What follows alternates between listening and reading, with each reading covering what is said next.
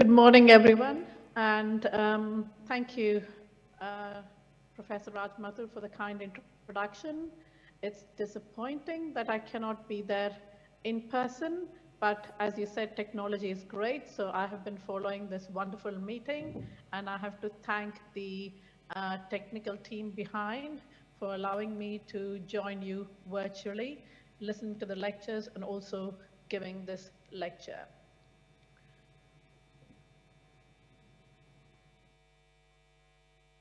So the topic is about the number of oocytes and relationship with low prognosis patients. I think we all are aware what the relationship is, but I would like to go through it in a systematic manner, and then perhaps we can have a discussion during question time. And the reason for this presentation is I think I'm having technical problems because I'm not able to advance my slides. If, yeah, sorry. So let us recap why we do ovarian stimulation with majority of our IVF cycles. The main aim is to maximize success, but at the same time, we want to maintain a balance between efficacy and safety, and therefore advise minimize adverse outcomes. Patient compliance is very important. Also, we want to minimize costs and make it cost effective. And we will come to it and how we define cost effectiveness. What should be the outcome for defining cost effectiveness? So how do we define success in ART or IVF? The traditional definition has been live birth per started cycle, per oocyte retrieval, or per embryo transfer. However, in recent times, we have been very fortunate in that there have been important milestones and vast improvements in ovarian stimulation strategies. During my lifetime, I've seen a huge improvement in ovarian stimulation strategies. You've heard in the previous lectures about duostim, which is the most recent introduction over the last few years. We have seen great strides and innovations in laboratory techniques. We've also seen the safety aspect of IVF with regards to elimination of OHSS being a possibility thanks to cycle segmentation and high success rates with frozen embryo transfers. And also we have seen vast improvements in ovarian luteal phase support strategies, both in the fresh cycle and with frozen embryo transfer cycles. This has allowed us to evolve beyond the traditional outcomes in defining success in IVF or assisted reproduction, introducing cumulative live birth rate and time to live birth, time to pregnancy and live birth as the more appropriate or more um, uh, apt outcomes to measure success. So what is cumulative live birth rate? This definition is now known to all of us. Briefly, it is a live birth resulting from one aspirated or one started IVF cycle involving all fresh and frozen embryos from that cycle until a live birth is achieved.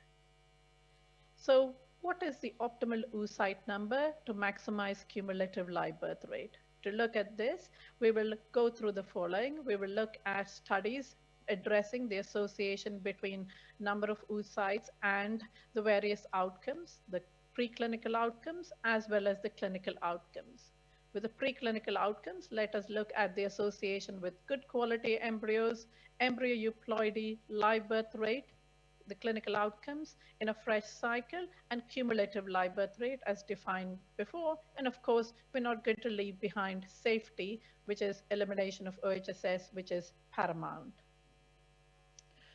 So I'm going to start off with this very early study, but it still holds through. This is a study that was published more than a decade ago, and this is looking at the various ovarian response group. In the yellow, the first is the low response groups, followed by the green, the optimal response, the orange, the mild hyper response. I would discount the last box, which is the red, because the numbers are low, so we cannot make much of a conclusion. So what they're looking at is fraction of high quality embryos, and because it's an old study, they're looking at cleavage stage embryos in relation to ovarian response or oocyte numbers. And what they've showed is that the proportion of good quality embryos is positively correlated to ovarian response or oocyte numbers. So the more the oocyte numbers, the more the number of good quality day 3 embryos. So this is a Dutch study.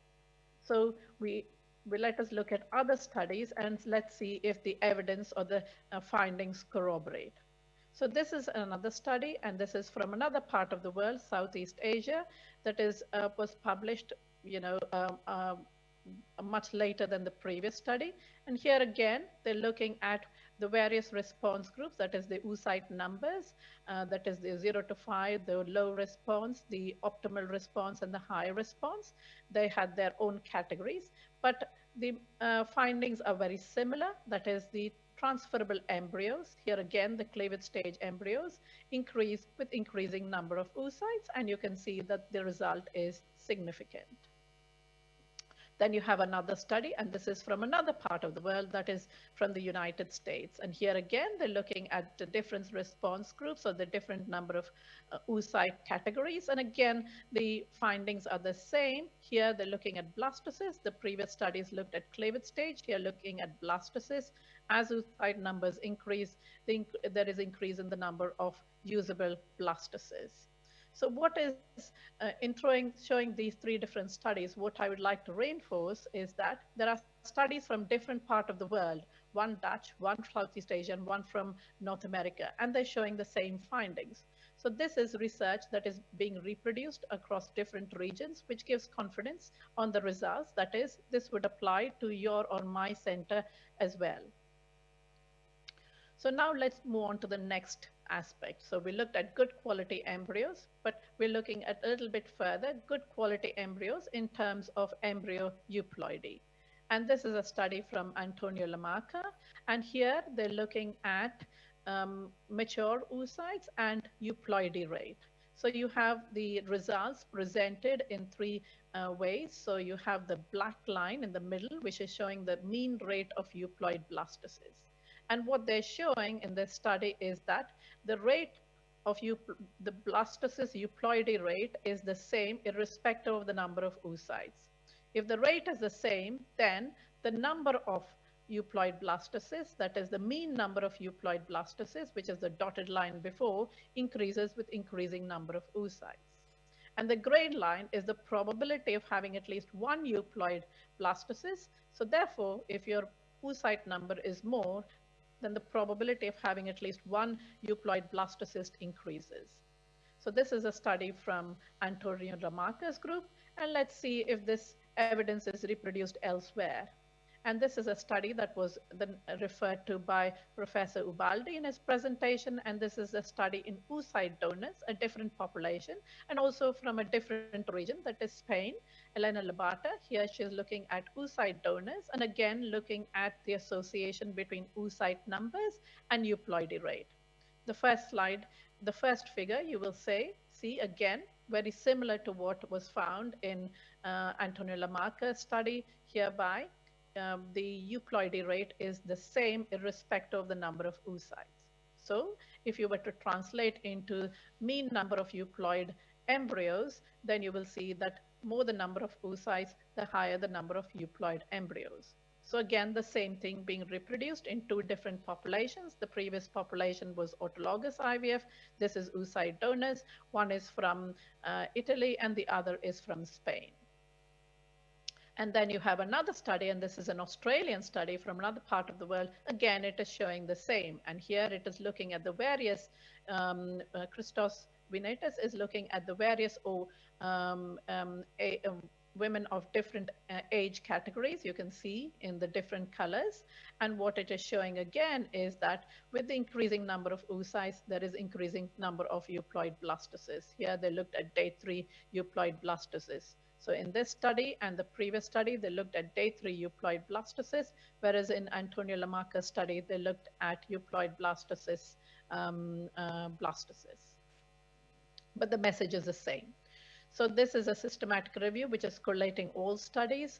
I referred to 3 of the studies in the previous 3 slides, but it is collating all studies and looking at the association between the number of oocytes and euploid blastocysts. And what you can see, the different colors represents the different studies included in this meta-analysis. And what you can see that the line going upwards showing a positive association between the number of oocytes retrieved and euploid embryos. And again, here they looked at the number of oocytes and correlation with euploid good quality embryos, and the finding is the same. So this slide summarizes what I've shown in the previous slides. That is, you have more oocytes, you have better, higher number of good quality embryos, euploid embryos. So now let us go to the clinical outcomes. So this is a study, a slide from our study. Professor Ubaldi referred to it before. And here we're looking at clinical outcome and the association with number of oocytes following ovarian stimulation. And what we said is that number of oocytes is a strong predictor of live birth in a fresh cycle. So in those days, we just looked at fresh cycle. And the association is linear initially, that is increasing number of oocytes, increasing live birth rate, and it is steady between 15 to 20.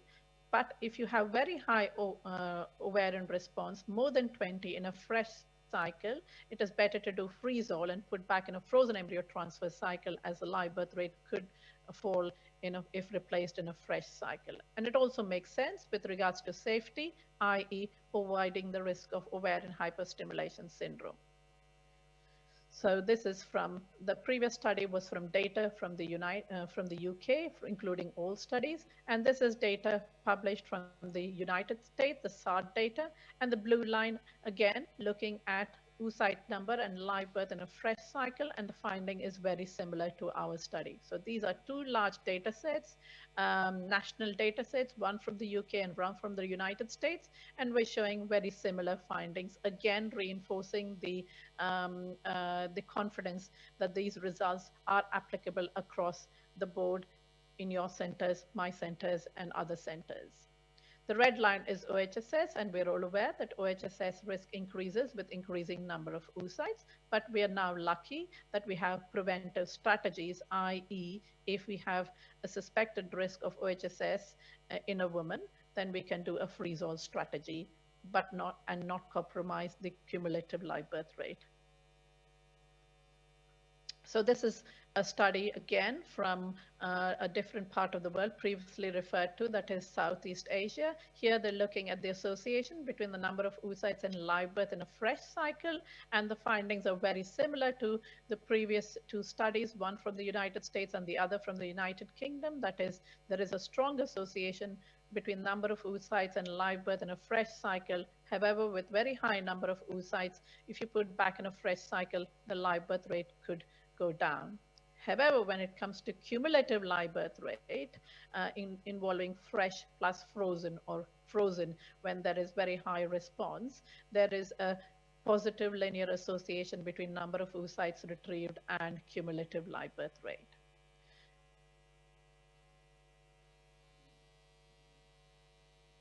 So the previous study, this is another study again, looking at the 3 aspects. So the yellow is live birth rate in a fresh cycle, looking at oocyte numbers and live birth rate in a fresh cycle, finding very similar to what we found, what was found from the SART data, what was found in the previous study. There is a nonlinear association. The green is looking at the cumulative live birth rate, again very much corroborating the previous study. There is a more of a positive association between number of oocytes and cumulative live birth rate. And red is, of course, OHSS, very high number of oocytes, higher the risk of OHSS if you put back in a fresh cycle the embryo. So the previous are all looking at real world data. This study is from a randomized controlled trial. And here the study is actually looking at the agonist and the antagonist cycles and comparing them. However, in each of the groups, the agonist and the antagonist is the first and the agonist is the second slide, they provided cumulative live birth rates with, based on the various ovarian response categories. The 1 to 3 is the blue, 4 to 9 is the red, the green is 10 to 15, and greater than 15 is the purple. And what they found is that in both the antagonist and the agonist cycles, there is a higher cumulative live birth rate with higher number of oocytes, or the higher, better aware and response categories. So putting all this together, um, um, there is another study from the Brussels group, which was again referred to by um, Professor Filippo Ubaldi. So it was published by Nikos Polizos when he was in Brussels, combining the data from the Brussels centers and many centers in Spain. And they're looking at oocyte number and cumulative live birth rate as well as fresh live birth rate. And you will find that the findings are very similar to what was shown in the previous slides from different parts of the world, i.e. the dark blue cumulative live birth rate, more of a positive association. The light blue is a nonlinear association, very high number of oocytes don't put back in a fresh cycle. This is another study, again from a different part of the world, but huge data set again from Australia and New Zealand. Here again, they're looking at oocyte numbers and cumulative live birth rate across different age groups. And again, the message is very similar.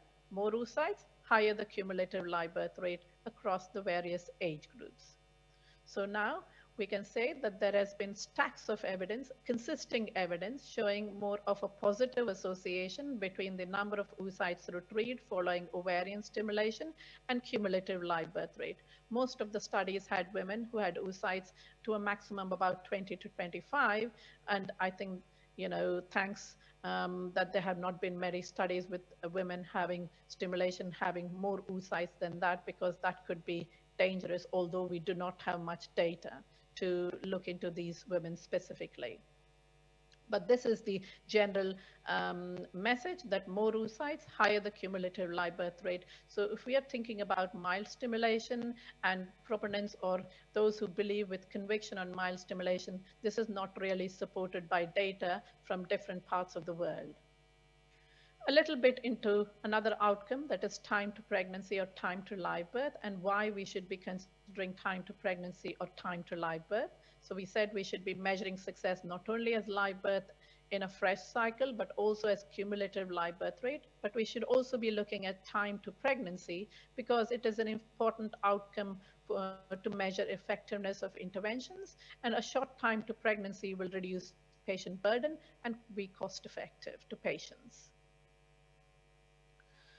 So that is accumulating, looking at all the data, the preclinical data that we've looked at, there is accumulating evidence, as we've seen, that demonstrated more oocytes results in more transferable embryos, and these result in more euploid embryos and higher probability of at least one euploid embryo being available for transfer. So you have a better stimulation, more number of oocytes, you have higher chance of having a euploid embryo for transfer.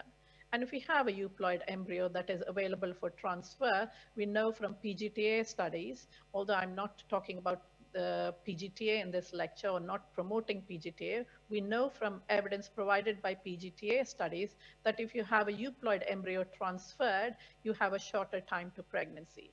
So even if you were not doing PGTA, if you have a good stimulation with good number of oocytes, then you have higher chance of having a euploid embryo to be transferred, and therefore a shorter time to pregnancy.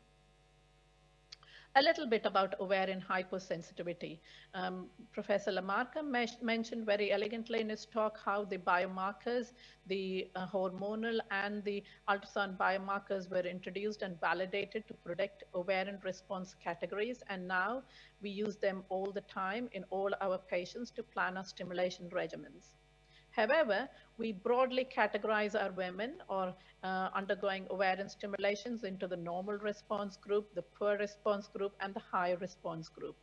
Are we always correct? Can we always predict our patients?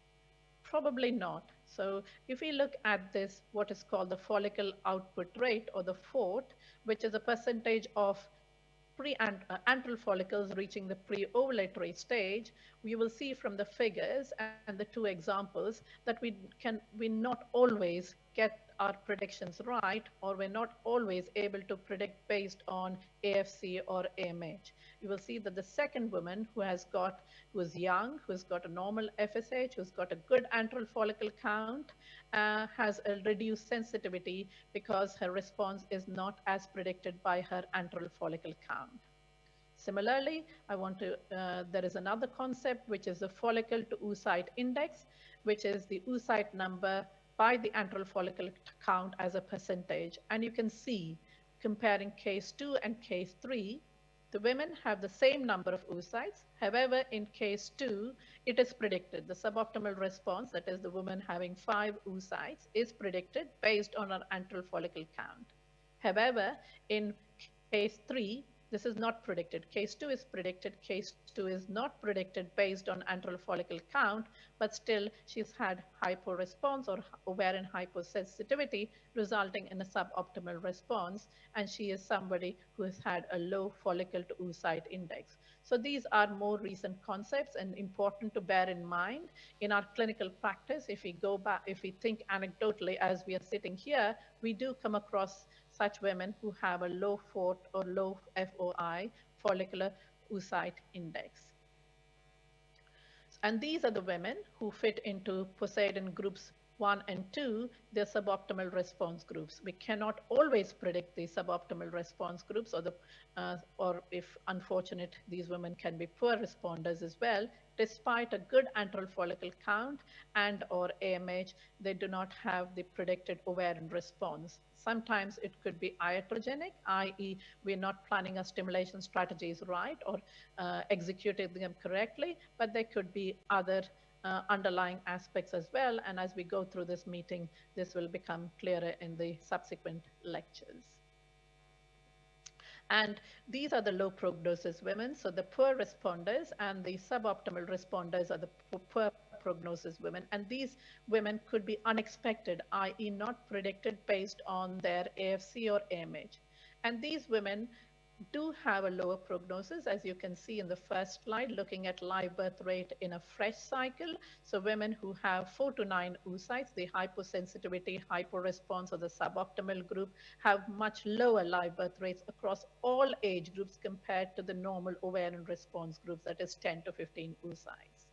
The same you can see with regards to cumulative live birth rate, i.e. across all ovarian response groups, reasonable age groups to have an autologous cycle up to 44, you will find that the cumulative live birth rate is lower with lower number of oocytes. And these are the low prognosis groups, and we should be aware that the women who have a suboptimal response, ovarian hyposensitivity, hyperresponse, are low response groups, and any interventions to mitigate or to improve the chances of this group would be hugely beneficial, improving their live birth rate chances in a fresh cycle and also the cumulative live birth rate chances.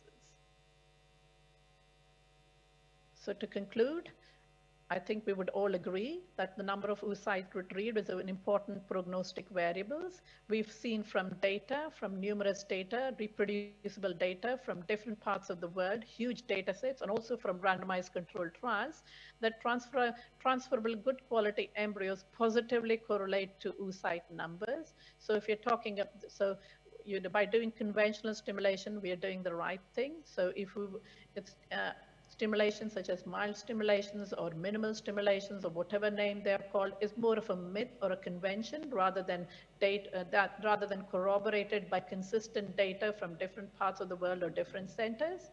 We've seen more euploid embryos with more oocytes, positive association with oocyte numbers and cumulative live birth rate. So reasonable number of oocytes. We don't want to go too high because we still want to keep it safe. Shorter time to live birth with euploid embryo transfer, and low oocyte numbers in the suboptimal responders or the poor responders. It is associated with lower live birth rate, lower cumulative live birth rate, and longer time to live birth. So it is important to recognize this group and give interventions or stimulation strategies that will improve outcomes for these women by increasing their ovarian response or number of oocytes retrieved. Thank you very much.